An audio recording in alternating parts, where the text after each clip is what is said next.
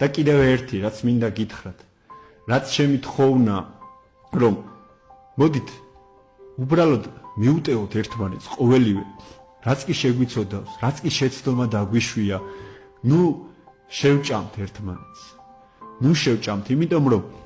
ჩვენ არ ვართ იმხელა ერი რომ ერთმანეთი ასე გავიმეტოთ უბრალოდ გვიყვარდეს უმიზეზოდ ვეცადოთ გვიყვარდეს ერთმანეთი და უბრალოდ როგორღაც